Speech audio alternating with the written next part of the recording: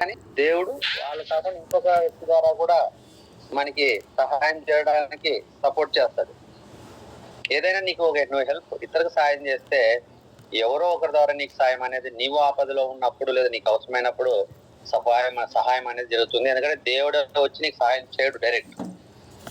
ఒక మనిషి రూపంలో నువ్వు నమ్మిన దైవం ఒక మనిషి రూపంలో నీకు ఒక హెల్ప్ చేయడం జరుగుతుంది.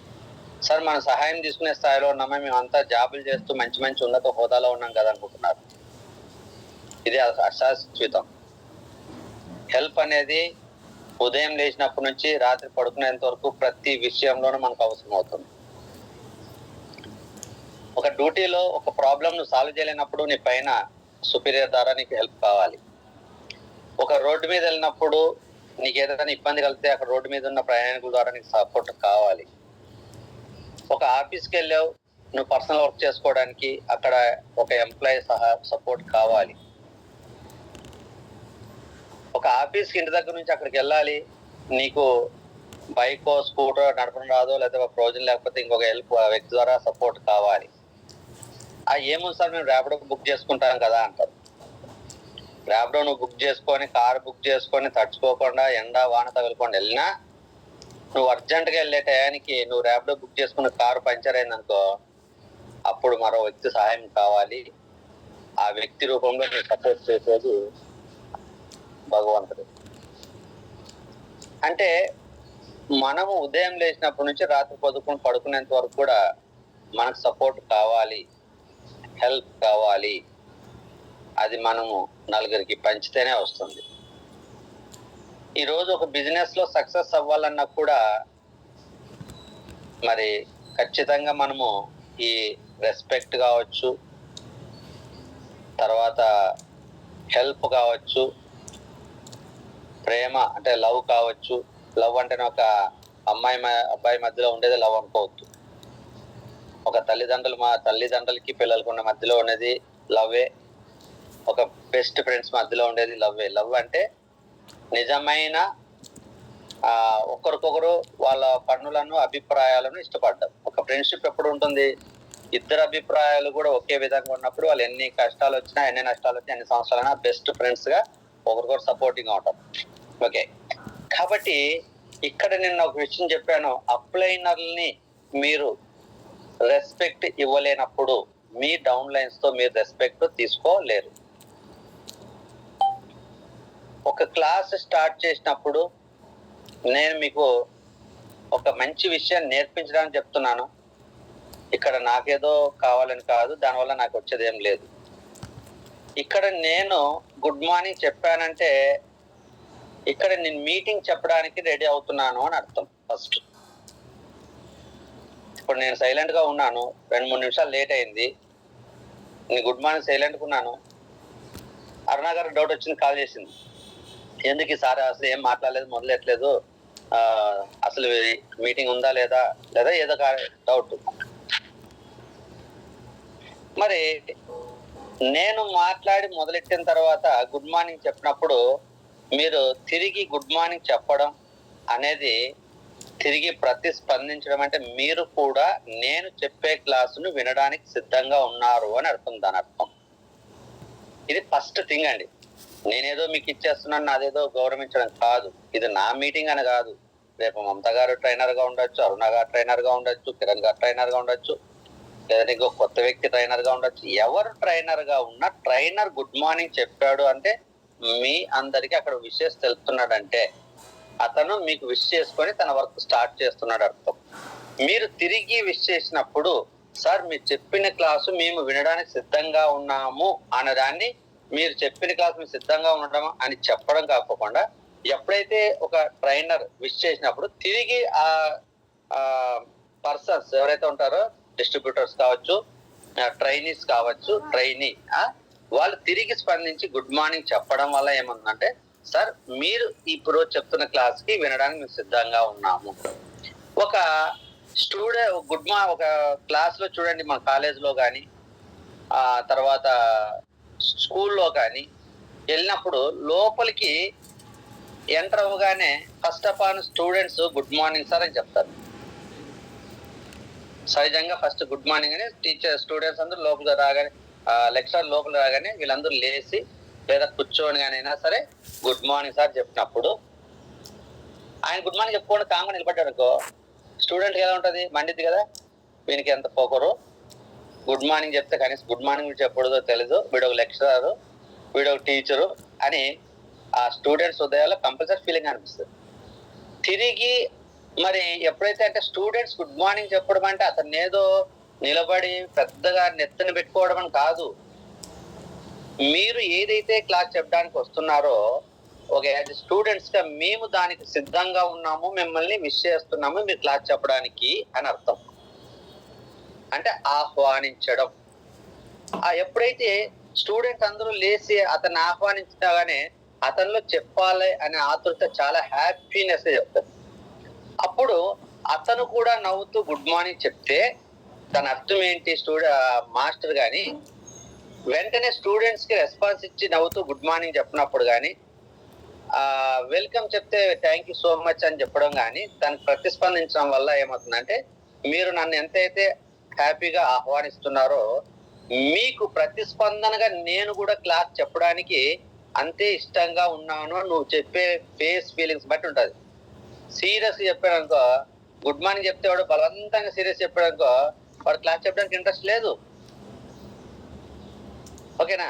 అతడు కూడా నవ్వుతూ గుడ్ మార్నింగ్ అని అందరినీ పలకరించి సిట్ డౌన్ ప్లీజ్, అందరూ ఎలా ఉన్నారు ఏంటని చెప్పి క్లాస్ మొదలెట్టాడు అనుకో, పిల్లలకి చాలా శ్రద్ధగా ఉంటుంది. మాకు చెప్పే ఉపాధ్యాయుడు కూడా చాలా ఇంట్రెస్ట్ గా మాకు చెప్పాలని ఇష్టంగా చెప్తున్నాడు, మేము శ్రద్ధగా వినాలని ఒక ఫీలింగ్ వస్తుంది. లేదు స్టూడెంట్స్ అందరూ ఎవరంతా వాళ్ళు మాట్లాడుకుంటూ కూర్చున్నారు, డైరెక్ట్ లెక్చరర్ లోపలికి వచ్చారు. లెక్చరర్ లోపలికి వచ్చిన తర్వాత మేబీ ఆయన చూసి silence please once again all of you good morning students లేదా లీడర్స్ అని పలికించారు అనుకోండి, వెంటనే అందరూ అలర్ట్ అయ్యి మేబీ అప్పుడు ఎవరి పనిలో వాళ్ళు ఏదైనా ఉన్నా కూడా ఓ సార్ వచ్చాడా లేదా లీడర్ వచ్చాడు అని చెప్పేసి వెంటనే అందరూ నవ్వుతూ గుడ్ మార్నింగ్ సార్ అని పలకరించినప్పుడు ఏమవుతుందంటే అతను వచ్చినప్పుడు వాళ్ళంతా నిర్లక్ష్యంగా ఉన్నా సరే అతను జస్ట్ విష్ చేయగానే అందరూ హ్యాపీగా విష్ చేసి సిట్ రైట్ గా కూర్చున్నప్పుడు అతనిలో వెంటనే రెస్పాన్స్ ఏమొస్తుందంటే నేను ఈరోజు క్లాస్ చెప్పాలి. అతను గుడ్ మార్నింగ్ చెప్పినప్పుడు కూడా ఎవరి పనిలో వాళ్ళు ఉన్నారనుకోండి, ఫర్ ఎగ్జాంపుల్ ఒకసారి మీరంతా చదువుకొని వచ్చింటారు కదా, ఎవరు చదవాలి, ఒకసారి మీరు కాలేజీలో గుర్తు చేసుకోండి. ఒక ఉపాధ్యాయుడు వచ్చి గుడ్ మార్నింగ్ చెప్పినప్పుడు ఎవరికి వాళ్ళు కామ్గా ఎవరి పనులు వాళ్ళు మాట్లాడుకుంటూ ఎవరి పనులు వాళ్ళు చేసుకుంటున్నారు అనుకో, నిజంగా అతను క్లాస్ చెప్తాడా? ఒకసారి ఆలోచించండి. ఆ ప్లేస్ లో మీరు ఉన్నారనుకోండి, ఆలోచించండి. ఖచ్చితంగా మీరు ఆ ప్లేస్ లో ఉన్నా కూడా ఫస్ట్ బుక్ చేతిలో ఉంటే తీసి ఇస్త్రీ బెంచ్ మీద పడేస్తాం. అప్పటికి ఎవరు పెద్దగా రెస్పాండ్ అవ్వలేదనుకో, ఇమ్మీడియట్ గా రూమ్ నుంచి బయటకు వెళ్ళిపోతాం. ఒకసారి మీరు ఊహించుకోండి, ఇక్కడ గుడ్ మార్నింగ్ చెప్పినప్పుడు తిరిగి గుడ్ మార్నింగ్ చెప్పడం అనేది ఇదేదో వాళ్ళకి ఏదో రెస్పెక్ట్ ఇచ్చి ఏదో గౌరవించాలో భుజం మీద కూర్చోపెట్టాలో వాళ్ళు ఏదో పైన మీ కిందని కాదు. నా బాధ్యతగా నేను క్లాస్ చెప్పడం రెడీగా ఉన్నప్పుడు జస్ట్ ఒక మాటతో విష్ చేసుకోవడం, మిమ్మల్ని అలర్ట్ చేసుకోవడం. అంటే ఏదైనా పనుల్లో ఉన్నా జూమ్ జాయిన్ అయ్యి పక్కన ఏదైనా వర్క్ లో ఉంటారు, ఒకసారి గుడ్ మార్నింగ్ చెప్పగానే నువ్వు తిరిగి గుడ్ మార్నింగ్ చెప్పినప్పుడు ఓహో ఇక్కడ ఈ పర్సన్ కూడా క్లాస్ వినడానికి రెడీగా ఉన్నాడు. నువ్వు అసలు పలకలేదు అనుకోండి, మీరు క్లాస్ వింటున్నారా, పక్క రూమ్ లో ఛార్జింగ్ పెట్టి పక్క రూమ్ లో కూర్చొని టీవీ చూస్తున్నారా, లేదా బిజినెస్ పని చేస్తున్నారా, వంటలు వండుకుంటున్నారా, ఎవరంతా వాళ్ళు ఒక ఇద్దరోటి మాట్లాడి మిగతా వాళ్ళందరూ ఎవరి పనిలో వాళ్ళు ఉన్నారు అనుకోండి, క్లాస్ చెప్పడం వల్ల ఉపయోగం ఉందా? ఒకసారి ఆలోచించండి. మీరు ఈ రోజు కాకపోతే రేపు కాబోయే ట్రైనర్స్ మీరు, మళ్ళీ మీరు ట్రైనర్ గా అయినప్పుడు రేపు పొద్దున్న మీ పరిస్థితి కూడా ఇలా ఉందనుకోండి, ఎలా ఉంటుంది మీకు కదా? ఈ రోజు మనం ఏది ఇస్తే మనకి తిరిగి అది వస్తుంది. ఈ రోజు మీ అప్లైనర్ కు మీరు గౌరవించడం నేర్చుకుంటే మీ కింద ఉన్న డౌన్ లైనర్స్ మిమ్మల్ని గౌరవించడం, మిమ్మల్ని చూసి నేర్చుకుంటారు. ఎందుకంటే ఈ రోజు క్లాస్ లో ఒక ట్రైనర్, నేను కావచ్చు ఎవరైనా కావచ్చు, మీరు ఒకటి గుర్తుపెట్టుకోండి, ఇక్కడ నేను ఒక ట్రైనర్ కి స్టూడెంట్ కి ఉన్న రిలేషన్ గురించి మాట్లాడుతున్నా. ఇక్కడ నేనా లేకపోతే నన్ను ఏదో గుడ్ మార్నింగ్ చెప్పినా నాకు వచ్చేదేం లేదు, మీరు చెప్పకపోయినా నాకు పోయేదేం లేదు. కానీ మీరు బిజినెస్ లో జీవితంలో సక్సెస్ అవ్వాలంటే మీరు మారవలసిన విషయాలు ఈ రోజు ఈ రెస్పాన్స్ తో మొదలవుతా నేను అనుకోలే. నేనేదో వేరే కాన్సెప్ట్ చెప్తా అనుకున్నా. చూడండి, మీరు ఇప్పుడు మొదలెట్టారనుకోండి, ఇక్కడ ఏ ట్రైనర్ అనుకోండి, మీ కింద వ్యక్తులు కావచ్చు, మీ పైన ఉన్న వాళ్ళ వ్యక్తులు కావచ్చు. ఎప్పుడైతే మీరు గుడ్ మార్నింగ్ చెప్పగానే రేపు పొద్దున మీ కింద కొత్త వాళ్ళు జాయిన్ అవుతారు కదా. కొత్త వాళ్ళు జాయిన్ అయినప్పుడు అరే మా అప్లైనరే ఆ మేడంని కానీ ఇంకో ట్రైనర్ వచ్చినప్పుడు గుడ్ మార్నింగ్ చెప్పి పలకరించాడు అంటే నేను కూడా పలకరించాలి తెలుస్తుంది కదా. రేపు పొద్దున నువ్వు ఒక ట్రైనర్ గా వచ్చినప్పుడు నీ కింద ఉన్న వ్యక్తి ఆటోమేటిక్ గా నిన్ను రెస్పెక్ట్ ఇస్తాడు కదా. అది కాబట్టి మీరు గౌరవించబడాలి. మీరేమనుకుంటున్నారు, వెస్టర్లో సక్సెస్ అవ్వాలనుకుంటున్నారు. మీకు గౌరవం లేని సక్సెస్ ఏమొస్తుంది చెప్పండి. మీ కింద ఉన్న 10 మంది 20 మంది మిమ్మల్ని గుర్తించలేనప్పుడు, మీ 10 మంది మిమ్మల్ని రెస్పెక్ట్ ఇవ్వలేనప్పుడు, మీ యొక్క గ్రేట్నెస్ వాళ్ళు రిసీవ్ చేసుకొని చెప్పలేనప్పుడు మీరు ఏం సాధిస్తారు? డబ్బు ఎలా వస్తుంది? నీ కింద ఉన్న వ్యక్తి నీకు రెస్పెక్ట్ వాళ్ళ గుండెల్లో నీ మీద రెస్పెక్ట్ ఉంటేనే కదా నువ్వు ఫోన్ చేయగానే వాళ్ళు ఫోన్ లిఫ్ట్ చేసేది. నువ్వు ఫోన్ చేసిన తర్వాత మీటింగ్ రమ్మంటేనే వాళ్ళ పనులు వదిలేసి మీటింగ్ వచ్చేది. నువ్వు ఫోన్ చేయగానే 100 పీ కొనుక్కోవాలంటే కొనుక్కోగలిగేది. ఒకనొక స్టేజ్ లో నీకు ఒక 200 పాయింట్ తక్కువ వచ్చినాయి, అరే నాన్న కొద్ది 200 పాయింట్ తక్కువ వచ్చినాయి, ఎప్పుడు కొనాలంటే ఇబ్బంది అవుతుంది, అలా 20 పాయింట్ కొనండి 10 మంది ఉంటే అంటే వాళ్ళు 20 పాయింట్లు ఈజీ కొనేస్తుంది. అది నా అప్లైనర్ కోసం నేను ఈ రోజు 30 పీవీ కొనుక్కోవాలి, మా సార్కి ఏదో క్వాలిఫికేషన్ తక్కువ వచ్చినాయంట ఫర్ ఎగ్జాంపుల్, నేను ఆ గుడ్ రిలేషన్ చెప్తున్నా. కాబట్టి ఏముందప్ప 1000 రూపాయలు నేను ఏదో కొనుక్కుందాంలే అనుకుంటే ఆ 10 మంది ఒకరు 1000 రూపాయలు కొనుక్కుంటే నీకు 300 పాయింట్లు వచ్చింది. క్వాలిఫికేషన్ ఎలా ఉంది? నువ్వు నీ కింద ఉన్న వాళ్ళు ఎవరు నీ మాట లేదు, నువ్వు క్వాలిఫికేషన్ పాయింట్ తక్కువ వచ్చాయి, నీకు 10 మంది చెప్తే ఎవరు మనకెందుకు ఆయన క్వాలిఫై కాదు మాకెందుకు అనే మైండ్ సెట్ లో ఉన్నారు అనుకోండి. నువ్వు క్వాలిఫై అవుతావా? నీకు ఇన్కమ్ రాదు. నీకు ఇన్కమ్ రాలేదా? నువ్వు క్వాలిఫై అవ్వాల్సిన టైంలో నీ కింద ఉన్న వాళ్ళు ఎవరు సపోర్ట్ చేయలేదా?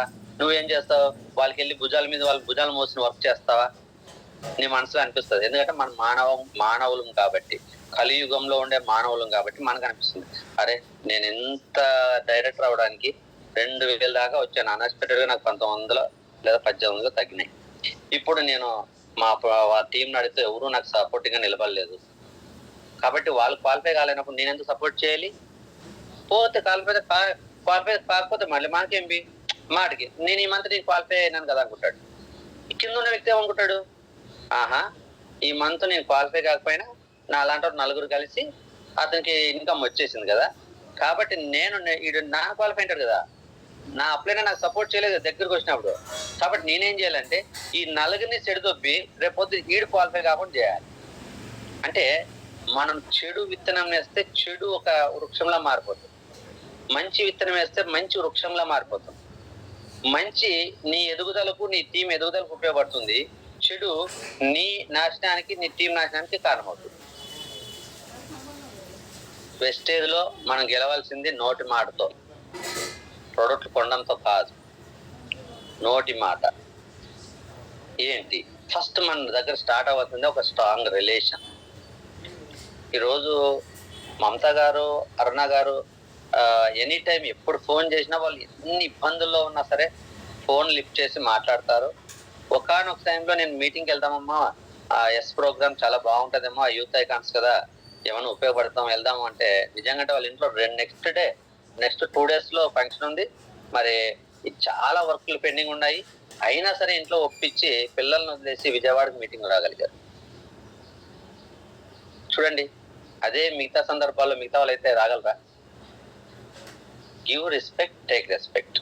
అంటే ఎక్కడో నేను నా మీద ఉన్న వాళ్ళకి రెస్పెక్ట్, ఆ రెస్పెక్ట్ ఎలా వచ్చిందంటే నేను నా టీం కోసం రెస్పెక్టబుల్ గా నడుచుకోగలిగినప్పుడు ఒకనొక టైంలో వాళ్ళు కూడా రెస్పెక్ట్ ఇవ్వడం మొదలెడతారు.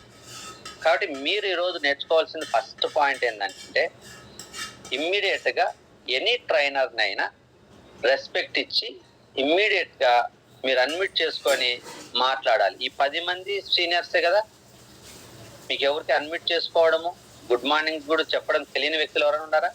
తెలియని వ్యక్తులు ఎవరైనా ఉంటే వాళ్ళని ఎగ్జామ్షన్ ఇద్దాం.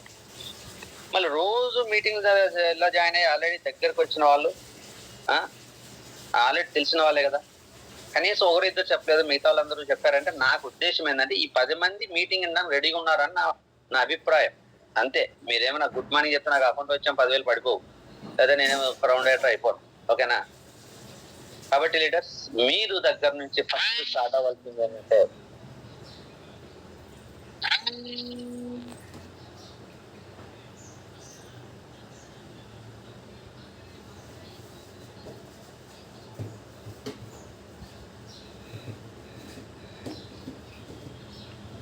సారీ ఫర్ ద డిస్టర్బెన్స్ అండి. ఓకే, కాబట్టి లీడర్స్, ఫస్ట్ మీరు ఈరోజు నేను చెప్పే క్లాస్ ఏంటంటే, అన్ఎక్స్పెక్టెడ్ గా నేను వేరే విషయం చెప్తాం అనుకున్నా, ఇక్కడే స్టార్ట్ చేయాల్సి వచ్చింది. నా వాయిస్ వినపడుతుందండి? ఒక నిమిషం కోహోస్ట్ ఇస్తారు.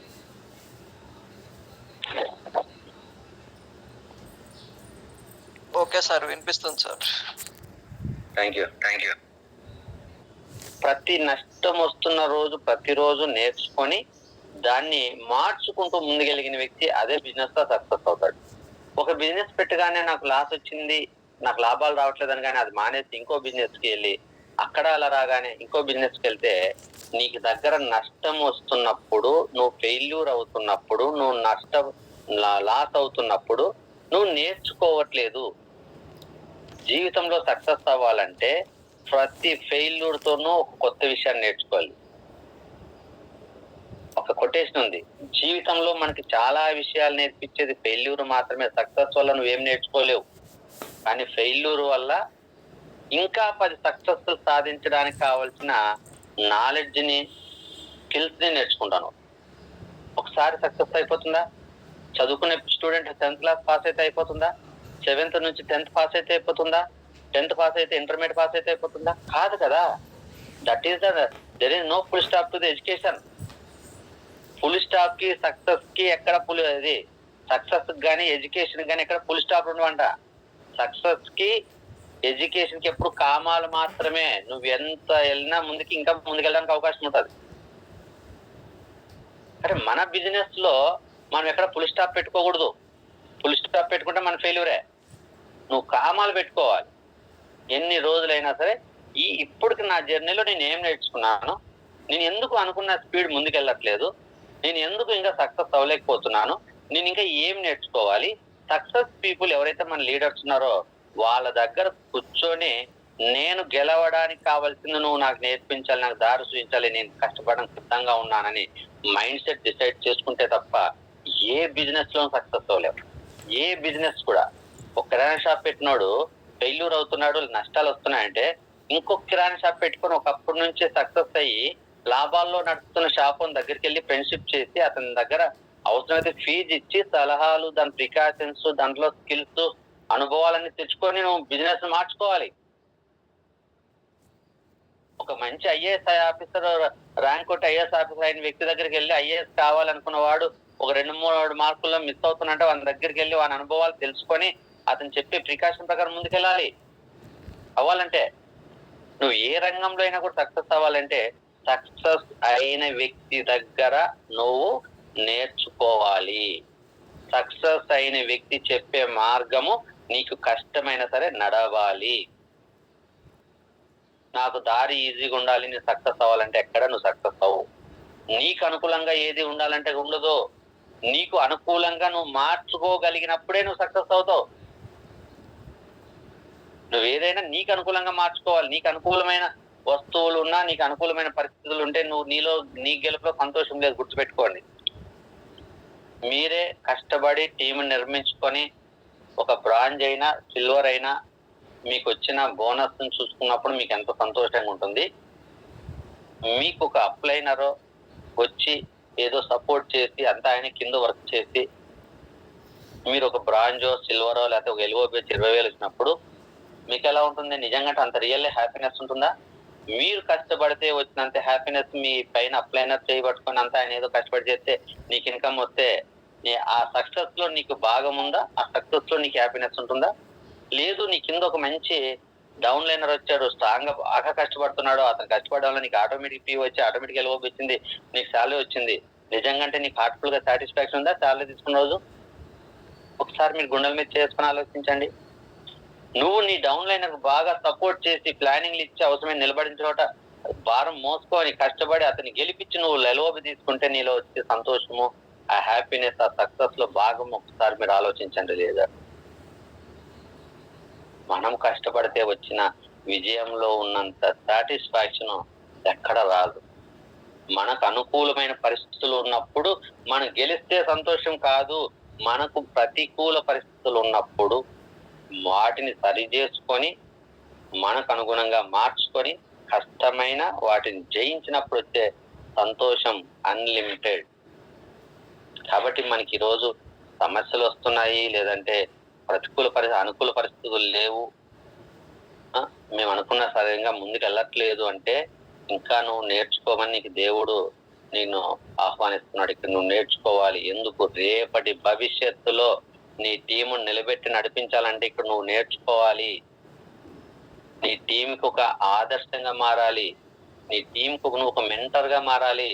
నీ టీం ఒక ప్రాబ్లం అడిగితే వెంటనే సొల్యూషన్ ఇచ్చే వ్యక్తిగా మారాలంటే అవన్నీ నువ్వు ఇక్కడ అనుభవించాలి. ఆ ప్రాబ్లం అనుభవించినప్పుడు నువ్వు ముందుకెళ్ళిన తర్వాత నీ దగ్గరికి ఏ ప్రాబ్లం వచ్చినా నువ్వు చెప్పే విధానం చూసి నీ టీం నిన్ను నడుస్తుంది. ఏదో గాల్లో వచ్చేసి ఎవరో ఏదో చేస్తే సక్సెస్ అయిన లీడర్ సక్సెస్ అవ్వలేడండి. నిజంగా అంటే ఇది ఒకనాటి ప్రయాణం కాదు. వెస్టేజ్ ఒకనాటి ప్రయాణంతో అయిపోదు. నిజంగా అంటే చూడండి, మనం ఎంతో చూస్తుంటాం. ఒక బ్రాంజ్ డైరెక్టర్ స్టేజ్ మీద అనర్గళంగా మాట్లాడినప్పుడు చాలా గొప్పగా ఫీల్ అవుతాం. ఒక క్రౌన్ డైరెక్టర్ అయ్యాడు, కానీ బ్రాంజ్ డైరెక్టర్ తనంతట తను కష్టపడి అయ్యాడు కాబట్టి, ఆ కష్టం తెలుసుకొని ముందుకెళ్ళాడు కాబట్టి ఆ స్టేజ్ మీద అనర్గళంగా ఆయన ఆల్రెడీ కష్టపడ్డాడు కాబట్టి ఆయన యాక్చువల్ జర్నీ చెప్పినప్పుడే మనకి ఇన్స్పిరేషన్ గా ఉంటుంది. అనుకోకుండా ఒక 6 నెలల క్రౌన్ డైరెక్టర్ అయ్యాడు ఒక పర్సన్. ఆ పైన అప్లైనర్ ఏదో సపోర్ట్ చేశాడు, కింద ఎవరో వచ్చి సపోర్ట్ చేశారు, ఈయన ఏదో 4 వాటర్ పేపర్లు కొట్టేసి ఏదో అయ్యాడు. నిజంగా స్టేజ్ మీద మాట్లాడినప్పుడు మనల్ని ఇన్స్పైర్ చేయగలడు ఆయన. క్రౌన్ డైరెక్టర్ అయినా ఇన్స్పైర్ చేయలేడు, కానీ బ్రాంజ్ డైరెక్టర్ అయినా ఇన్స్పైర్ చేస్తాడండి. దట్ ఈస్ ద డిఫరెన్స్ ఒక రైట్ పర్సన్. ఆ డిఫరెన్స్ మనం అబ్జర్వ్ చేయాలి. మనం ఏ స్థాయిలో ఉండాలి, ఏ కేటగిరీలో ఉండాలి. ఎవరో మన ఏదో సపోర్ట్ చేస్తేనో, మనకేదో అనుకూలిస్తేనో, మనమేదో ముందుకెళ్ళి నేను సాధించానని చెప్పుకున్నంత మాత్రాన మన టీం మనకు చూసి ఇన్స్పైర్ అవుతుందా? కాదు. మనకి ఎన్ని ఆటంకాలు వచ్చినా వాటిని ఎదుర్కొని గెలిచిన రోజు నిన్ను చూసి నీ టీం ఇన్స్పైర్ అవుతుంది. అప్పుడు నీ టీం నీ వెనకాల ఉంటుంది. అప్పుడు నీ టీంకి నువ్వు ఏది చెప్తే అది ఫాలో అవుతున్నారు. ఇక్కడ ఉన్న వాళ్ళందరికీ సమస్య ఏంటంటే, మేము చెప్తే మా మాట ఎవరు వినట్లేదంటే, కాబట్టి ఫస్ట్ మీలో చాలా విషయాలు మార్పు రావాలి. ఖచ్చితంగా మీరు స్వీకరిస్తేనే ఇక్కడ సక్సెస్ అవుతారు. మీరు స్వీకరించలేకపోతే ఇంకా 10 సంవత్సరాలు వెస్టేజ్ లో ఉన్నా కూడా బ్రాంజ్ కాలేరు. అదైతే వాస్తవం. వాస్తవాలను స్వీకరించాలి, తప్పేమి లేదు. నేర్చుకోవాల్సిన సందర్భంలో ఏ వయసులో అయినా సరే నేర్చుకోవాలి, తప్పేం లేదు. నేర్చుకున్న వాడే సక్సెస్ అవుతాడు.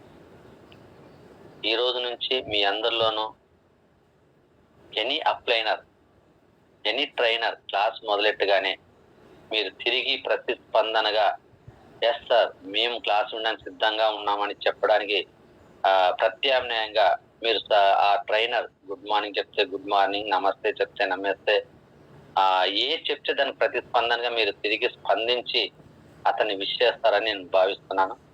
ఇది మీ సక్సెస్ కి ఒక మొదటి మెట్టు. మీ అప్లైనర్ మీరు గౌరవిస్తే మీ అప్లైనర్ మీ గురించి ఆలోచించే రోజులు వస్తాయి. మీరు కష్టాల్లో ఉన్నారా, ఇబ్బందుల్లో ఉన్నారా, వెనకబడుతున్నారా, వెనక్కి వెళ్ళిపోతున్నారా, అవన్నీ చూసుకునే అవకాశాలు ఉంటాయి. మీ అప్లైనర్ కి మీరు రెస్పాన్స్ ఇవ్వలేని సందర్భంలో అప్లైనర్ తిరిగి మీ వైపు ఎలా చూస్తారో అనుకుంటున్నారు, ఒకసారి ఆలోచించండి. మీరే అప్లైనర్ అనుకోండి, మళ్ళీ మీ టీం మిమ్మల్ని ఎవరు రెస్పాండ్ కాకపోతే మీరేం చేస్తారు? మీరు వదిలేసి వెస్టేజ్ వెళ్తున్నారు. అది రియల్ సక్సెస్?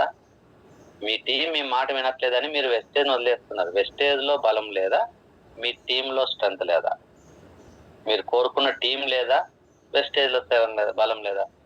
మనం కోరుకున్న టీంలో స్ట్రెంత్ ఉన్న వెస్టేజ్ సరి అయింది కానప్పుడు మాత్రమే వెస్టేజ్ ని వదలాలి. లేదు, వెస్టేజ్ సరి అయింది అయినప్పుడు దాన్ని గెలవడానికి ఎన్ని విధాలైన ఆప్షన్ ఉంటే అన్ని విధాలుగా పోరాడాలి. Okay, thank you so much. మరి ఈ రోజు టాపిక్ వచ్చేసి మనకి డైరెక్ట్ సెల్లింగ్ బిజినెస్ గురించి తెలుసు, నంబర్ 1 కంపెనీ తెలుసు, అలాగే గ్లోబల్ లో 38 ర్యాంక్ లో ఉంది.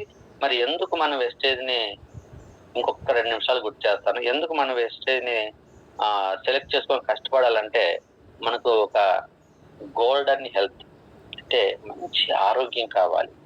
ఆరోగ్యం లేని వాడి దగ్గర ₹1,00,00,000 బెంజ్ కార్లున్నా, విల్లాలున్నా అవన్నీ నిరుపయోగమే.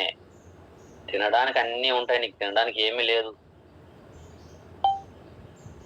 ఉప్పు కారం తినే పరిస్థితి లేదు. ఉప్పు కారము, స్వీట్, షుగర్ తినే పరిస్థితి మనకి లేదు అంటే మన జీవితంలో మనకు కొన్ని కోట్లున్న వేస్ట్. మనం తినాలనుకున్నది మనస్ఫూర్తిగా 2 ముద్దలు తినాలి. ఎందుకంటే నీ దగ్గర 10 కోట్లున్నా నేను తెచ్చి నీకు 100 కోట్లు ఇచ్చినా నీకు కడుపు నిండదు. ఇంకా 100 కోట్లు ఉంటే బాగుంటాయేమో, నా 10వ తరం వాళ్ళు కూడా కూర్చొని తింటారని ఆలోచిస్తావు. కానీ ఒక్క పూట నిన్ను పిలిచి నీకు ఇష్టమైన భోజనాన్ని నేను వడ్డించగలిగితే కడుపు నిండా తిను. పొద్దు ఎంత తింటావు? మహా అంటే ఒకరు తిన్నాను తింటావు. ఇంకా నువ్వు బాగా గొప్పగా తినబడేది 2 తినగలిగి తింటావు అంతే.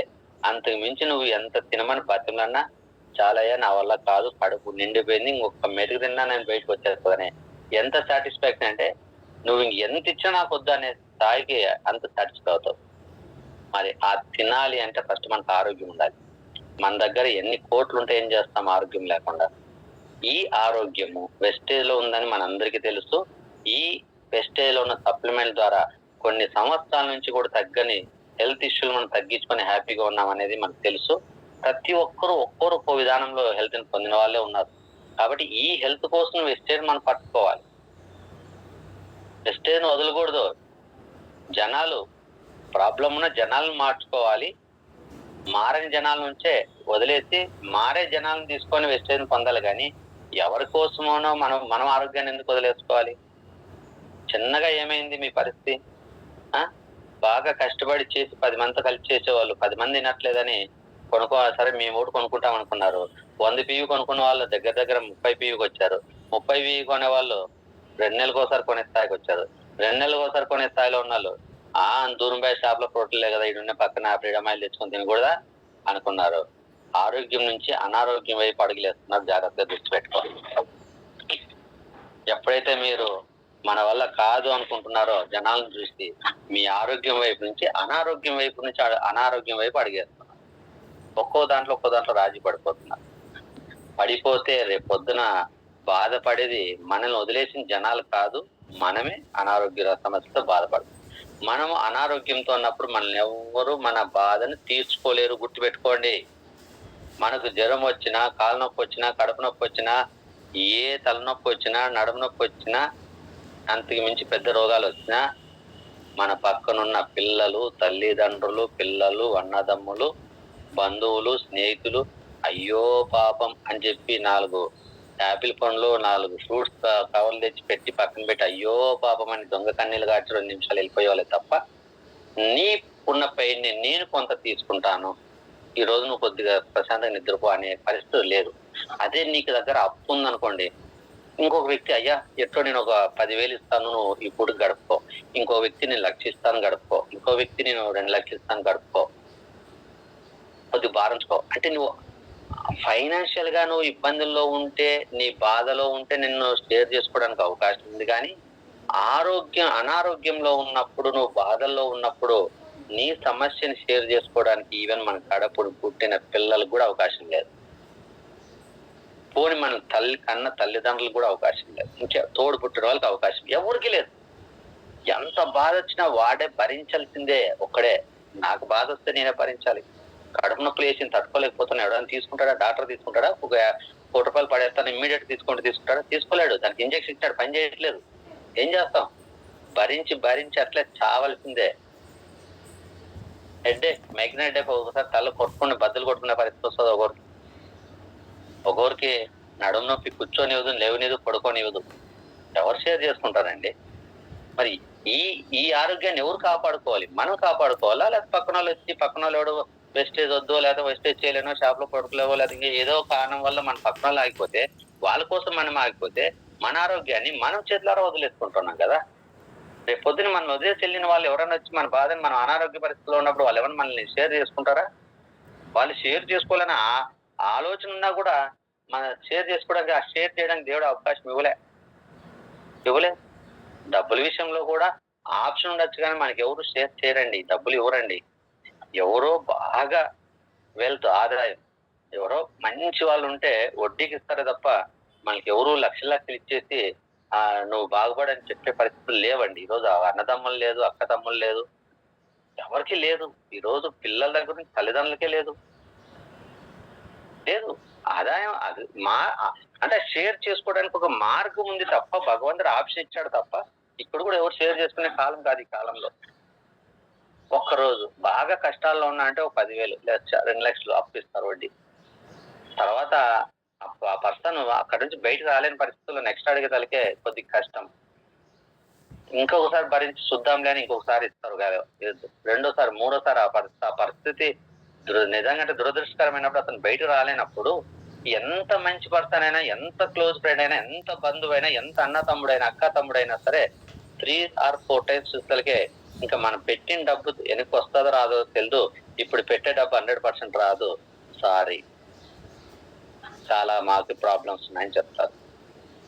అది వాళ్ళ పరిస్థితి. మనం వాళ్ళని తప్పుగా అనుకోవడానికి లేదు. మన బాధలో ఉండి ఎదుటి వాళ్ళని తప్పడానికి లేదు. వాళ్ళ కుటుంబాలు, వాళ్ళకి ఫ్యామిలీలు, వాళ్ళ సమస్యలు వాళ్ళకి ఉండే ఉంటాయి కదా. అది కొంతమంది ముందే మన వల్ల కాదు, నీ పరిస్థితి చూసి ముందే డబ్బులే ఉంటారు కొంతమంది. కాబట్టి ఏదో నేను డబ్బులు లేనంత మాత్రం రేపు పొద్దున ఎవరో వచ్చి నాకు షేర్ చేసుకునే ఇది అవకాశం ఉంది, ఆరోగ్యం కూడా కాపాడుకుందాం అంటే కుదరదు. నువ్వు ఫైనాన్షియల్ గా కూడా ఒక్కొక్క స్టేజ్ లో కుప్ప కూలిపోయే పరిస్థితి వస్తుంది. ఆ రోజు నిన్నెవరు చేయి పట్టుకోరు, ఎవరు పట్టుకోరు. ఆ పరిస్థితులు కూడా చాలా క్రిటికల్. కాబట్టి ఈ రోజు డబ్బుకు కూడా మనం చాలా ప్రాధాన్యత ఇవ్వాలి. నీ దగ్గర డబ్బు ఉన్నప్పుడే నీ బంధువులు, నీ ఫ్రెండ్స్, ఎవరైనా నీ చుట్టూ నిన్ను గౌరవము ప్రతి అన్నీ ఉంటాయి. నీ దగ్గర డబ్బు ఉంటేనే నీకు హోదా, నీ దగ్గర డబ్బు ఉంటే నీకు రెస్పెక్ట్, నీ దగ్గర డబ్బు ఉంటేనే ప్రేమలు, అనురాగాలు, ఆప్యాయతలు అన్నీ ఉంటాయి. నీ దగ్గర డబ్బు కరిగేలోపు ఇవన్నీ కూడా కరిగిపోతాయి. ఐసు కదా కరిగిపోయినట్టు నీ దగ్గర డబ్బు కరిగిపోతుందంటే ఆటోమేటిక్ కరిగిపోతుంది. నీ దగ్గర డబ్బు లేదంటే నీ బంధువులు నీ దగ్గరకు రారు. నీ ఫోన్ చేస్తే ఎక్కడ డబ్బులు అడతావో నీకు ఫోన్ కూడా లిఫ్ట్ చేయరు. ప్రాక్టికల్ గా చెప్తున్నా. దయచేసి ఈ రోజు మన చేతిలో 4 డబ్బులు ఉన్నాయని చెప్పేసి ఈ రోజు సుఖపడిపోదాంలే, తిరిగేద్దాంలే, హ్యాపీగా ఎంజాయ్ చేసేద్దామంటే భవిష్యత్ అనేది చాలా క్రిటికల్ గానే ఉంటుంది. అంత మనం ఎక్స్పెక్ట్ చేసినంత ఈజీగా ఉండదు. ఈవెన్ మన పరిస్థితి గట్టిన మన పిల్లల పరిస్థితి చాలా కష్టంగా ఉంటుంది. ఆ రోజు వాళ్ళు బాధపడేటప్పుడు మనం చూస్తూ అసహాయులుగా ఉండలేము. ఓకేనా. ఈ రోజు మన మీద పిల్లలకి ఆ స్కూల్లో జాయిన్ చేయించాంలే, ఫీజు కడుతున్నాంలే, సాయంకాలం కాగానే బేకరీలో 4 పార్సలు, ఈ జొమాటోలో 4 పార్సలు, రోజు చికెన్ బిర్యానీ తినిపిస్తున్నాంలే, గడిచిపోతుంది కదా అనుకోవద్దు. ఇది అశాశ్వతం. శాశ్వతం ఏంటంటే వాళ్ళు నువ్వు బ్రతికి ఉండగానే నీ కళ్ళ ముందు వాళ్ళు గొప్పగా ఫైనాన్షియల్ గా ఇబ్బంది పడకుండా ఆరోగ్యంగా ఇబ్బంది పడినప్పుడే మనం ప్రశాంతంగా చనిపోగలం. లేదంటే మన కళ్ళ ముందు మన పిల్లలు కష్టపడి అనారోగ్యంతో గాని ఫైనాన్షియల్ గా నలిగిపోయేటప్పుడు నిజంగా తల్లిదండ్రులుగా మనం చూడగలమా? మరి ఆ రోజు ఏదైనా ఉండి చేయగడానికి అప్పటికప్పుడు మనం వెస్టేజ్ లో సామ్రాజ్యాలు నిర్మిస్తామా? నిర్మిద్దామంటే మనకు ఒంట్లో శక్తి ఉంటుందా? వయసు ఉందా? మరి ఈ రోజు కష్టం అనుకుని అన్ని వదిలేసుకుంటే రేపు ఎవరు చూస్తారు మన పరిస్థితి? మనం ఎవరు చూస్తారు? చూడలేరు కదా. లీడర్స్ ఒక్క నిమిషం ఆగండి. కాల పద్ధతి రైట్. మరి ఆర్థికంగా ఎవరు సపోర్ట్ కారు. మరి మూడోది వచ్చేసి మన పిల్లలకి మనం అసహాయాలుగా ఉండి ఆ రోజు బాధపడడం తప్ప ఏం చేయలేం. మూడోది లైఫ్ సెక్యూరిటీ, జీవిత భద్రత. ఈ రోజు పిల్లల గురించి చెప్పాం. మన పరిస్థితి ఎవరు చూస్తారు? మన పిల్లల పరిస్థితి అప్పుడు క్లిష్టంగా ఉంటాం. మన పరిస్థితి ఎవరు చూస్తారు? మన లైఫ్ కో సెక్యూరిటీ కావద్దా? మనం చేసే జాబుల్లో సెక్యూరిటీ ఉందా? మనం చేసే బిజినెస్ లో సెక్యూరిటీ ఉందా? రేపు వయసు పెరిగిన తర్వాత, వయసులో ఉన్నప్పుడు మన దగ్గర ఉన్న డబ్బులన్నీ బిల్డింగ్లున్నా, ఆస్తులున్నా, డబ్బున్నా పిల్లలు భాగాలు కావాలని చెప్పి భాగాలు పంచించుకొని ఎవరు వాళ్ళు తీసుకెళ్తారు. మనం దాచుకోలేము. ఎందుకంటే మన పిల్లలే కాబట్టి. మన పిల్లల కష్టాలు ఉంటే మనం బ్యాంక్ లో డబ్బులు దాచిపెట్టుకొని నా దగ్గర లేవని చెప్పగలమా? కదా. మన దగ్గర ఉన్నదంతా ముందు రేపటి పరిస్థితి రేపు తినేది ఉన్నా లేకపోయినా పర్వాలేదు, ముందు పిల్లలు సమస్య తీరాలని పెట్టేస్తాము. వాళ్ళు మనంత కష్టపడలేదు కాబట్టి వాళ్ళు సుఖంగా ఉండాలి, హ్యాపీగా ఉండాలని మనం కూడా వాళ్ళని సిటీలో తీసుకొచ్చి కష్టం తెలియకుండా పెంచుతాం కాబట్టి రేపు పొద్దున వాళ్ళు ఈజీగా మనం పెట్టిన డబ్బుని ఈజీగానే పోగొట్టుకుంటారు. కష్టపడి సంపాదించిన డబ్బుని ఎలా నిలబెట్టుకోవాలో తెలుసు. అత్త సొమ్ము అల్లుడు దానం అన్నట్టు ఈ రోజు మనం కోట్లు ఉన్నా సరే మన పిల్లలకి కష్టం తెలియకపోతే కోట్లు కరిగిపోతాయి. నీ దగ్గర ఉన్నదంతా పెడితే నీ పిల్లల పరిస్థితి మారలేదు. మరి నెక్స్ట్ మంత్ నుంచి ఏంటి? సరే వాళ్ళకి ఏదో వాళ్ళు వస్తున్నారు, వాళ్ళు వచ్చిన దాంట్లో వాళ్ళ పిల్లలు ఈ రోజు మనం ఎట్లా మన తల్లిదండ్రులు లేచి సొంతంగా ఎలా బతుకుతున్నాం? మనం అందరూ తల్లిదండ్రులు పక్కన కూర్చిపెట్టుకొని వాళ్ళ కష్టాలు చూస్తూ వాళ్ళకి తిన్నారా లేదా 3 పూటలు చూస్తూ మనం బతుకుతున్నామా? పెళ్లి చేసుకోగానే ఎవరి సంసారం వాళ్ళు అయిపోయింది. మన పిల్లలు మన సంసారం. ఎక్కడో తల్లిదండ్రులు ఎక్కడో బాగాలేదంటే ఒకసారి బ్యాంక్ లో 4 డబ్బులు వేసేసి చూపించుకోమని చెప్తున్నాం. సగం మంది ఆ మాత్రం చేస్తున్నారు, సగం మందికి అవకాశాలు కూడా లేవు. మరి మన పరిస్థితులు బాగాలేనప్పుడు మన కుటుంబంలో మన కడుపును పుట్టిన బిడ్డకో కొడుకో చూడాలని ఉన్నా వచ్చిన కోడలికి అల్లునికి చూడాలని ఉంటుందా? వాళ్ళకి వాళ్ళ ఫ్యామిలీలు ఉంటాయి కదా. వాళ్ళు ఇప్పుడు మన అల్లుడు ఉన్నాడంటే మనల్ని ఎందుకు చూస్తారు? వాళ్ళ అమ్మ నాన్న చూసుకోవాల్సిన బాధ్యత అక్కడ ఉంటది. అక్కడ ఇక్కడ చూసేంత స్తోమత ఆయనకు ఉండదు. ఆటోమేటిక్ గా మనల్ని సైడ్ చేస్తారు. వచ్చిన కోడలికి కొడుకు చూడాలన్న కోడలు చూస్తుందా? ఎంతమంది కోడలు చూస్తున్నారు? పెళ్లి చేసుకోగానే కట్నం ఇచ్చాం కాబట్టి ఆ కొడుకుని తీసుకొని సపరేట్ కుటుంబం పెట్టేస్తుంది. రోడ్డును పడేది ఎవరు? తల్లిదండ్రులే కదా. ప్రత్యక్షంగా మన కళ్ళ ముందు మన తల్లిదండ్రులని చాలా మంది కుటుంబాల్లో చూస్తున్నాం. రేపు మన పరిస్థితి అలా ఉండదని ఎలా అనుకుంటున్నారు? మరి దానికి పరిష్కారం ఏంటి? రేపు మన పరిస్థితులు బాగాలేక మన పిల్లలు మనం చూడలేని పరిస్థితుల్లో మనం బ్రతకాలంటే, మనం బయటికి వెళ్ళి కష్టం చేయాలంటే మన దగ్గర ఒంట్లో ఓపిక ఉండదు, కండ ఉండదు, శక్తి ఉండదు. మరి ఇంత బతికి రేపు పొద్దున మనం తినడానికి అనారోగ్యం ఉంటే చూపించుకోవడానికి మనకి చాలా ఇబ్బందులు పడే పరిస్థితి వస్తే నిజంగా ఇంత బ్రతికి ఆ తర్వాత మనకి ఎలా ఉంటుందో ఒకసారి ఆలోచించుకోండి. అదే ఈ రోజు వెస్టేజ్ అనేది ఎంత కష్టమన్నా కానీ ఈ రోజు ఒంట్లో ఓపుకున్నప్పుడు ఒక 2-3 గంటలు దీనికోసం కష్టపడి ఆ రోజు ఒక 15,000, 20,000, 30,000 ఈ రోజు కాదు 10 సంవత్సరాల తర్వాత వెస్టేజ్ ద్వారా 30,000-40,000 తీసుకోలేమా నిజంగా కష్టపడితే? ఈ రోజు మనం ఏదైతే ఆ టీవీలు ఫోన్లు చూడటమో లేకపోతే ఫ్రెండ్స్ తో కలపడమో లేదంటే ఇంకోటో ఏదైతే నేను పీపీటీ రెడీ చేశాను, ఓకేనా, ఆ పీపీటీ చెప్తే మీకు తెలిసిద్ది ఎంత టైము ఎంత అనేది అన్ని క్యాలిక్యులేషన్ తో ఇస్తా త్వరలో. మరి ఈ రోజు వేస్ట్ చేసుకున్న టైంలో మనం వేస్టేజ్ చేసుకొని ఒక 5 సంవత్సరాలు కష్టపడితే నెలకి 50,000 రావా? నిజంగా 5 సంవత్సరాలు మీరు ఈ రోజు నుంచి కష్టపడితే 5 సంవత్సరాల తర్వాత 2030లో మీకు 50,000 రావా? 50,000 వస్తే మనం పిల్లల మీద ఆధారపడుకోకుండా ఒక 10,000 మెడిసిన్ కు, ఒక 10,000 ఇంట్లో ఖర్చులకి, ఒక 10,000 ఆధార్ ఖర్చులకి, ఇంకో 10,000 సేవింగ్ చేసుకొని ఒక 10,000 పిల్లలకి ఇచ్చే పొజిషన్ లో ఉంటే ఎలా ఉంటది మన లైఫ్? అలా కాకోకుండా మనం మందులకి, తినడానికి, బతకడానికి, బట్టలకి పిల్లలతోనే తీసుకొని తినే పరిస్థితిలో ఉంటే రేపు పొద్దున వాళ్ళ కష్టాల్లో ఉంటే మనకేం చూస్తారు? ఒక్కసారి రేపటి గురించి ఆలోచించండి, రేపటి ఆరోగ్యం గురించి ఆలోచించండి, రేపటి ఫైనాన్షియల్ పరిస్థితుల గురించి ఆలోచించండి, రేపటి మన జీవిత సెక్యూరిటీ గురించి ఆలోచించండి. మనం పని చేయలేనప్పుడు మన భవిష్యత్తుకి ఏంటి పునాది, సెక్యూరిటీ ఏంటి, భద్రత ఏంటి, మనం ఎలా కల్పించుకుంటున్నాం? మనం మన పిల్లల మీద డిపెండ్ అయి బతుకుదామా? మన పిల్లలకి రోజు చేయూతనిచ్చే విధంగా ఉందామా? మనము మన పిల్లల మీద డిపెండ్ అవ్వాలి, వాళ్ళు ఏదో పెట్టిన తినాలి, వాళ్ళు పడుతున్న కష్టాలు చూసి నేర్చుకుంటూ ఉండాలనుకుంటే ఈ రోజు ఎవరు వెస్టేజ్ చేయొద్దు. హ్యాపీగా మీకు ఏది ఇష్టమైతే అది, ఓకేనా.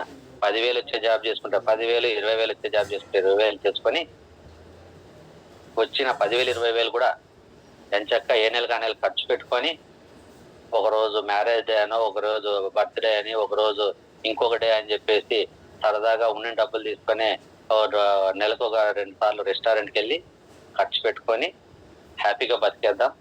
రేపటి భవిష్యత్తు ఎలా ఉన్నా భరించడానికి సిద్ధంగా ఉందాం అనుకుంటే అలా ప్రొసీడ్ అవ్వండి. లేదండి ఈ రోజు మేము కాస్త పొదుపుగా ఉండి మా టైంని పొదుపుగా వాడుకొని, మీ డబ్బులు పొదుపుగా వాడుకుంటారో ఖర్చు పెట్టుకుంటారో మీ ఇష్టం, మా టైంని మేము పొదుపుగా వాడుకొని రేపు భవిష్యత్తులో మా పిల్లలకి ఇంకా మేము బ్రతుకున్నంత కాలం కొద్దిగా సపోర్ట్ ఇచ్చే విధంగా ఉండి వాళ్ళ అనారోగ్య సమస్యలతో బాధపడుకోకుండా రేపు మేము ఒకరి మీద డిపెండ్ అవ్వకుండా మాకు బ్రతుకు కోసం ఏదైనా ఏర్పాటు చేసుకోవాలనుకుంటే అనే ఆలోచన మీలో ఉంటే వెస్టేజ్ ప్రాణం మీదకి వచ్చినా కూడా వదలకూడదు. ప్రాణం పోయేంత కష్టమైనా సరే దానికైనా తావో రేవో అయినైనా సరే కష్టపడాల్సిందే. మీరు అనుకోవచ్చు, సార్ మీరంతా చావో రేవో అంటున్నారు, మరి కష్టపడాలంటున్నారు, మేము కష్టపడడం సిద్ధం, మీరేమన్నా నాకు వెస్టేజ్ 50 సంవత్సరాలు 100 సంవత్సరాలు ఉంటుందని గ్యారెంటీ ఇస్తావా అని మీరు అడగండి. మీకు ఒకవేళ డౌట్ వచ్చిందో లేదో నేనే చెప్తా. నేను జాబ్ మానేసినప్పుడే వెస్టేజ్కి వచ్చినప్పుడు ఈ పాయింట్ ఆలోచన చేసుకుని వచ్చాను. నేను 22 సంవత్సరాలు చేసిన జాబ్ మానేస్తున్నాను, వెస్టేజ్కి వెళ్తున్నాను. రేపు వెస్టేజ్ బంద్ చేస్తే నేను బాగా టీం కట్టుకుంటాను, ఉన్న స్థాయికి వెళ్తాను. రేపు కంపెనీ మూసేస్తే నా పరిస్థితి ఏంటి? రోడ్డు మీదే కదా అని అనిపించింది. ఆ ప్రశ్నకి సమాధానం ఎత్తుక్కుని రిజైన్ చేసి వచ్చాను. నేను ఎవరిని అడగలే, నా అంతటా నేను ఆలోచించాను భవిష్యత్తు గురించి, ఓకేనా. అది మీకు చెప్తా ఈరోజు. మీరందరూ కష్టపడ్డారు బాగా, ఒక్కొక్కరికి ₹1,00,000 ఇన్కమ్ వచ్చే విధంగా ఉంది. కంపెనీ మూసేసారు అనుకోండి. సార్ మీరు ఇన్ని చెప్తారు, రేపు మేము ముసలోళ్ళైనప్పుడు ₹1,00,000 వచ్చే విధంగా చేస్తున్నాం, ₹1,00,000 కంపెనీ మూసేది, ₹1,00,000 రావట్లేదు, అప్పుడు మా పరిస్థితి ఏంటి అని మీకు కూడా ఒక డౌట్ రావచ్చు. రాకపోతే గుర్తు చేస్తున్నాను. నేనేమంటున్నానంటే, ఈ రోజు నువ్వు ₹1,00,000 రావాలి వెస్టేజ్ లో అంటే నువ్వు ఎన్ని నేర్చుకుంటావు? డైరెక్ట్ సెల్లింగ్ బిజినెస్ గురించి కంప్లీట్ గా నేర్చుకుంటావు. డైరెక్ట్ సెల్లింగ్ బిజినెస్ లో టీం ని ఎలా కట్టుకోవాలో నేర్చుకుంటావు. డైరెక్ట్ సెల్లింగ్ బిజినెస్ లో టీం ని ఎలా నడిపించాలో నేర్చుకుంటావు. ఒక యుద్ధ వీరశూరుడైన ఒక నాయకుడిలా మారుతావు. నీకంటూ ఆదరించే ఒక కొన్ని వందల వేల మంది అభిమానులు తయారు చేసుకుంటావు. ఓకేనా? ఈ రోజు వెస్టేజ్ మూసే పరిస్థితి వచ్చిందంటే, మార్కెట్ లో ఒక వెస్టేజ్ కంటే బెస్ట్ కంపెనీ వస్తేనే వెస్టేజ్ మూస్తారు. ఈరోజు రైస్ బ్రాన్ ఆయిల్ ₹540 ఉంది. మార్కెట్ లో ఇంకొక కంపెనీ రైస్ బ్రాన్ ఆయిల్ ₹540 కాకుండా ₹450 ఇదే క్వాలిటీ, ఇదే ఇదే బెస్ట్ హెల్త్ రిజల్ట్స్ ఇచ్చే ప్రొడక్ట్ వచ్చింది అనుకో, అప్పుడు ఏం చేస్తారు? ఆటోమేటిక్ గా వెస్టేజ్ వదిలేసి ఇంకొక కంపెనీ కొంటారు. అంటే వెస్టేజ్ కంటే ఒక బెస్ట్ కంపెనీ వచ్చిన తర్వాతే, డైరెక్ట్ సెల్లింగ్ కంపెనీ వచ్చిన తర్వాతే వెస్టేజ్ అనేది వెనక్కి పడడం జరుగుతుంది. రాను రాను నడిపించుకోలేక మూసేయడం జరుగుతుంది. ఓకేనా? ఈవెన్ నీకు నష్టం ఏంటి? ఆ పరిస్థితి వచ్చినప్పుడు మూసేస్తే నువ్వు ఏం చేస్తావు? ఈ రోజు నేను కొన్ని ఏరియాలో చూశాను, పెద్ద ఒక తాటి చెట్టును కావచ్చు, పెద్ద కొబ్బరి చెట్టును కావచ్చు, ఒకప్పుడు ఒక చెట్టు విత్తనం నాటి పెంచి ఒక పెద్ద చెట్టుని చేయాలంటే ఒక 5 నుంచి 10 సంవత్సరాలు కూడా పడుతుంది. కనీసం అంటే ఒక 5 సంవత్సరాలు పడుతుంది. ఈ కొత్త ఇల్లు కట్టిన చోట, విల్లాస్ అవిన చోట చూశాను, ఈ పెద్ద కొబ్బరి చెట్టుని ఇప్పుడు వచ్చిన టెక్నాలజీతో ఆ చుట్టూకున్న వేర్లు డ్యామేజ్ అవ్వకుండా మొత్తం నీట్ గా తీసి చెట్టుని తీసుకెళ్లి చెట్టునే నాటేస్తున్నారు. మా మెయిలాన్ కంపెనీలో ఒక కంపెనీ అంతా బిల్డింగ్స్ బాగా కొత్తగా రెనోవేషన్ చేసిన తర్వాత ఒక గార్డెన్ క్రియేట్ చేసి, ఆ గార్డెన్ లో ఒక 10 సంవత్సరాలు తాటి చెట్టు లాంటిది అన్ని ఈ చెట్టును ఏదో తెచ్చి నాటారు. ఇప్పటికే ఉంది అది. అలాంటిది నేను వేరే ఏరియాలో కూడా చాలా చూశాను. ఓకేనా? అంటే అర్థం ఏంటి? నువ్వు కంపెనీ మారినంత మాత్రాన మళ్ళీ విత్తనం నాటి మొక్కని చేయడానికి 5 సంవత్సరాలు వెయిట్ చేయాల్సిన అవసరం లేదు. నీతో ఆ కెపాసిటీ ఉంది. ఏంటి? నీ వెనకాల ఒక సైన్యం ఉంది. ఒక రోజు నుంచి 1 వీక్ లో ఈ టోటల్ టీమ్ ని డైవర్ట్ టు అదర్ కంపెనీ. ఒక టీం ని, నీ టోటల్ టీం ని అటువైపు కంపెనీలకి ఐడియాలు పెట్టేసి నువ్వు ఒక 2 నెలలు 3 నెలలు మళ్ళీ క్రౌండ్ అయిపోయి అక్కడ కూడా 50,000 ₹1,00,000 తీసుకునే స్థాయికి వెళ్తావు. ఎందుకు? నీ వెనకాల ఒక టీం ఉంది. ఆ టీం నువ్వు ఒక బెస్ట్ లీడర్ ని, నీ మీద హోప్స్ ఉన్నాయి. నువ్వు ఎక్కడికి వెళ్తే అక్కడ వచ్చేస్తారు నీ టీం. నీ కింద సబ్ లీడర్స్ ఉంటారు, వాళ్ళ కింద ఉంటారు. ఆల్రెడీ నువ్వు సరైన లీడర్ అయ్యి వెస్టేజ్ లో నువ్వు నీ కింద ఉన్న టీం కి మంచి ఇన్కమ్ ఇప్పించే కెపాసిటీ నీలో ఉన్నప్పుడు నువ్వు సముద్రంలోకి వెళ్ళి దూకుతామని దూకుతారు. ఇప్పుడు అంతా రాజకీయ నాయకులంతా అదే కదా. ఎంతో మంది, ఇప్పుడు రేవంత్ రెడ్డి టీడీపీలో ఉండేవాడు, మనకు తెలిసిందే. మరి ఈ రోజు కాంగ్రెస్ వచ్చి ఎలా గెలిచాడు? టీడీపీలో ఉన్నప్పుడు తన కింద ఉన్న వాళ్ళందరూ టీడీపీనే కదా. రేవంత్ రెడ్డికి ఇంత ముందు ఓట్లు వేసిన వాళ్ళందరూ టీడీపీ వాళ్ళే కదా. ఈ రోజు తెలంగాణలో కాంగ్రెస్ లో లీడర్ మారాడు, కాంగ్రెస్ లో మళ్ళీ వెంటనే సీఎం అయ్యాడు. కాంగ్రెస్ లోకి వచ్చిన తర్వాత ఒక ఊర్లో విలేజ్ లో ప్రెసిడెంట్ గాను, చిన్న విలేజ్ లీడర్ గా మొదలెట్టాడు. ఆయన ఏమన్నా టీడీపీలో లీడర్ అయిన వ్యక్తి లీడర్ గానే కాంగ్రెస్ పార్టీలోకి వచ్చేసి ఎలక్షన్ లో గెలిచి సీఎం డైరెక్ట్ అయ్యాడు కదా. ఆ ఎక్స్పీరియన్స్, ఆ టీము, ఆ ప్రజలు, అభిమానులు ఇక్కడ వాడాడు కదా. ఇక్కడ వివేక్ ఉన్నాడు కదా, మనకి రాజకీయ నాయకుల పేరు గుర్తుండే ఎక్కువ. వివేక్ ఏం చేశాడు? అంతకుముందు టీడీపీ మన టీఆర్ఎస్ రాగానే ఏం చేశాడు? జంప్ అయిపోయాడు. మేబీ అప్పుడు టీడీపీ ఇక్కడ లేదు, ఈ ప్రజలకు న్యాయం జరగదు కాబట్టి నేను టీఆర్ఎస్ లో ఉంటేనే నా ప్రజలకు న్యాయం చేస్తాను, ఏ పార్టీ అని కాదు. అక్కడ టీడీపీ లేదు, ఆ పార్టీ లేదు, నేను ప్రజలకు న్యాయం చేయలేను, ప్రజలకు న్యాయం చేయాలి వచ్చాను కాబట్టి ఉన్న పార్టీలకు వెళ్ళి నేను న్యాయం చేయాలనుకున్నాడు. ఆయన నెగిటివ్ గా అనుకోవాల్సిన అవసరం లేదు, పాజిటివ్ గా ఆలోచిస్తాం. ఓకేనా కదా? ఇప్పుడు మళ్ళీ మారారు మాటలు. ఇట్లా ఒక రాజకీయ నాయకుడు అంటే, అక్కడ నాయకుడు అంటే లీడర్ కింద ప్రజలు ఉంటారు రాజకీయంలో. నువ్వు నెట్వర్క్ మార్కెటింగ్ లో ఒక లీడర్ ఉంటే నీ కింద నంబర్ ఆఫ్ లీడర్ డిస్ట్రిబ్యూటర్స్ ఉంటారు. నీ చైన్ నీదే. నీ చైన్ ని ఇక్కడ తీసుకెళ్ళి అక్కడ తగిలిచ్చేస్తావు ఆ కంపెనీకి. మహా అంటే ఐడి లేయడానికి ఒక వారం రోజులు పట్టొచ్చు, నెల రోజులు పట్టొచ్చు. నువ్వు బయట తిరిగి మీటింగ్ చేసి జీరో నుంచి మొదలెట్టాల్సిన అవసరం లేదు. నువ్వు వెళ్ళగానే రాత్రి ఎవరు ఐడీలు వాళ్ళు వేసేస్తారు. ఎవరి కింద ఇప్పుడు నా కింద ఉన్న నేను వెంటనే నేను ఇప్పుడు వెళ్ళిపోతాను, వేరే కంపెనీకి వెళ్ళాను అనుకోండి. ఫర్ ఎగ్జాంపుల్ వెస్టేజ్ డౌన్ఫాల్ అయిపోయింది, లేదు నేను ఇంకొక ఏదో ఒక కంపెనీ వచ్చింది, ఆ కంపెనీలో నేను వెళ్ళి జాయిన్ అయ్యాను. వెంటనే ఏం చేస్తారు, మమతా గారు ఆటోమేటిక్ నా కింద మమతా గారు ఐడి పడిపోతుంది. మమతా గారు జాయిన్ అయ్యానే వెంటనే అరుణ గారు ఐడి పడుతుంది. అరుణ గారు జాయిన్ అయ్యానే సామ్రాజ్ ఐడి పడిపోతుంది. సామ్రాజ్ గారు రాజశేఖర్ వచ్చేస్తారు కదా. మళ్ళీ నేను వెళ్ళి మమతా గారికి మొత్తం క్లాస్ అంతా చెప్పి మోటివేషన్ చేసి ప్రొడక్ట్లు వాడిపించి నడిపించి 3 నెలల తర్వాత ఆ మొదలెట్టి మళ్ళీ ఆ 3 నెలల తర్వాత ఇదంతా ఉంటుంది ప్రాసెస్ కాదు కదా. నేను వెళ్ళగానే నా కింద లక్ష్మి వచ్చేస్తుంది ఆటోమేటిక్. నేను అమ్మ పలానా దాంట్లో నేను జాయిన్ అవుతున్నాను, మన వెస్టేజ్ డౌన్ ఫాల్ అయింది, మన ఇన్కమ్ డౌన్ అవుతున్నాయి, ఈ కంపెనీ దీంట్లో ప్రొడక్ట్స్ బాగున్నాయి, దీంట్లో ఇన్కమ్ జోన్ ఇంకా బెటర్ గా ఉన్నాయి, ఈ కంపెనీ నిలబడుతుంది అనేటట్టుంటే. ఎందుకంటే మన కంపెనీ డౌన్ అవ్వాలంటే అందుకంటే స్ట్రాంగ్ కంపెనీ రావాల్సిందే, రాకుండా అయితే రాదు. ఓకేనా, అన్ని విధాల. మరి అటువంటి సిచ్యువేషన్ వచ్చినా నువ్వు రోడ్డు ఉండాల్సిన పని లేదు. ఇక్కడ 10 సంవత్సరాల ఎక్స్పీరియన్స్ ని ఒక 2-3 నెలలు సెట్ చేసుకుని ఇక్కడ వచ్చే లక్ష కొట్టేస్తావు. నేను జాయిన్ అవ్వకోగానే మన గుంటూరు టీంలో లక్ష్మిని జాయిన్ చేసుకుంటే సార్ లక్ష్మి టీం అంతా వాళ్ళే చూసుకుంటారు. మహేష్ ఆటోమేటిక్ నా దగ్గరకు వస్తాడు. ఎందుకంటే నా లీడర్షిప్ కెపాసిటీస్ తెలుసు వాళ్ళకి, నా క్వాలిటీస్ తెలుసు. నేను వెస్టేజ్ ఆల్రెడీ ఉన్నతాకి తీసుకెళ్ళాను నా టీం ని. మహేష్ వస్తాడు, మహేష్ నేను కాల్ కడితే మహేష్ ఐడి పడిపోతే నేను ఎక్కడున్నా సార్ మహేష్ వెళ్ళి తన కింద ఉన్న వాళ్ళని వాళ్ళు జాయిన్ చేసుకుంటారు అప్పుడు రాజుల దాకా. అంతే, మనం అదైతే పడాల్సిన పనిలే. మరి ఇంత సోర్స్ ఉన్న దాన్ని ఈరోజు మనము ఎంత బలంగా తీసుకోవాలి, దీన్ని పొందడానికి ఎంత బలంగా కూడా మనం మైండ్ సెట్ కానీ ఫిజికల్ గా కానీ ఉండాలి. చిన్న గాలి చిన్న గాలి వస్తుంటాయి కదా, గాలి చిన్న తుఫాన్లు భయపడతామా? ఎన్నో వస్తాయి. జర్నీ అన్న తర్వాత, ప్రయాణం అన్న తర్వాత ఎన్నో రకాల కష్టాలు ఉంటాయి, అన్యాయం ఉంటాయి. అన్ని తట్టుకోగలిగినప్పుడే కదా మన గమ్యాన్ని చేరుకునేది. మనం ఇంటి దగ్గర నుంచి బయలుదేరి డ్యూటీకి వెళ్ళి ఇంటికి వచ్చేంత వరకు మనకేమో, మనం వెళ్తే సీఎం కదా రోడ్డు ఖాళీ చేసినట్టు ఖాళీ చేస్తారా ఏమన్నా? ఊరు వెళ్తున్నాం లేదంటే కంపెనీకి వెళ్తున్నాం 20 కిలోమీటర్లు. ఇప్పుడు అరుణ వాళ్ళ హస్బెండ్ ఇక్కడ నుంచి బయలుదేరితే పాస్ట్ మెల్లరా వెళ్ళి రావాలి అని వెళ్తుండగానే బస్సు ఎక్కగానే బస్సు రెడీగా వస్తుంది, బస్సు ఎక్కగానే ఆటోమేటిక్ దారి క్లియర్ అయిపోతుందా? కాదు కదా. ఒక్కోసారి బస్సు లేకపోతే బండి వేసుకెళ్తాడు. ఎంత రిస్క్ చేసి బండి వేసుకెళ్ళాలి అంత దూరం? ఎక్కడ ట్రాఫిక్లు ఉండొచ్చు, ఎక్కడ వర్షం రావచ్చు, ఎక్కడ బండి స్పిడ్ అవ్వచ్చు.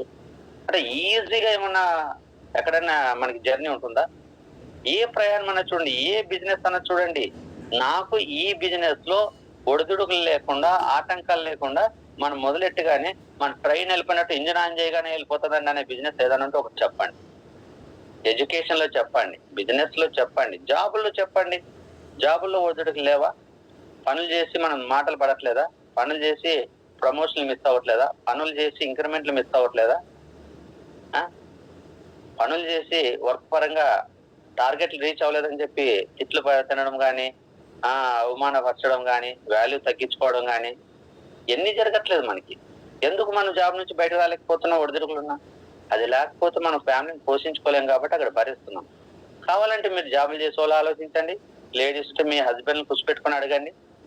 వెళ్ళగానే మీకు ఏమైనా ఆఫీస్ లో చైర్లు వేసి కూర్చోపెట్టి టీలు టిఫిన్లు ఇచ్చేసి ఆ టైం అగానే ఇంటికి పంపిస్తున్నారా? ఒక్కసారి హార్ట్ఫుల్ గా హస్బెండ్ తో డిస్కస్ చేయండి. లేడీస్ అయితే జాబుల్లో ఎంత ఇబ్బంది పడుతున్నాడు భర్త, అన్ని వచ్చి ఇంట్లో భార్యతో చెప్పుకోలేరండి. అక్కడ పడుతున్న అవమానాలు గాని, ఇబ్బందులు గాని, వాళ్ళ మనసుకి శరీరానికి కలుగుతున్న ఇబ్బందులు కష్టాలు చెప్పుకోలేరు. ఎందుకంటే మనం పడేది మన ఇంట్లో ఫ్యామిలీకి చెప్పి వాళ్ళని ఎందుకు టెన్షన్ గురి చేసి, నేను డ్యూటీలో ఉన్నప్పుడల్లా వాళ్ళు మరి నా గురించి ఆలోచించే పని ఎందుకు చేయాలి అని అక్కడే పడినవి ఆ గేట్ నుంచి బయట రాగానే వదిలేసి మళ్ళీ కొత్త ఆలోచనతో కొత్త రూపంతో ఇంటికి వచ్చినట్టు ఉంటుంది. ఆ అనుభవం కూడా మాకు తెలుసు. జాబుల్లో అదేం తెలియదు కాదు, బిజినెస్ లో తెలుసు, వ్యవసాయం తెలుసు, అన్ని అనుభవంతో చెప్తున్నాను. లీడర్ యాక్చువల్ గా నేను ఇంకో టాపిక్ అనుకున్నాను. ఓకే, కాబట్టి కంపల్సరీ మీరు ఈరోజు వెస్టేజ్ ని మీకు ఉన్న పరిధిలో చెప్తున్నా కదా, మీ భవిష్యత్తుని మీరు శాసించే విధంగా ఉండాలంటే వెస్టేజ్ ని ఎంత కష్టమైనా పట్టుకోండి. మీ భవిష్యత్తుని ఇతరులు శాసించే విధంగా ఇచ్చుకోవాలనుకుంటే వెస్టేజ్ ని వదిలేయండి. Choice is work. Thank you. Actual గా నేను ఇంకో విషయం చెప్తాం అనుకున్నాను, అక్కడికి వెళ్ళక ముందే రెస్పాన్స్ తో మొదలైంది, ఇక్కడ ఆగింది. Thank you so much. నాకు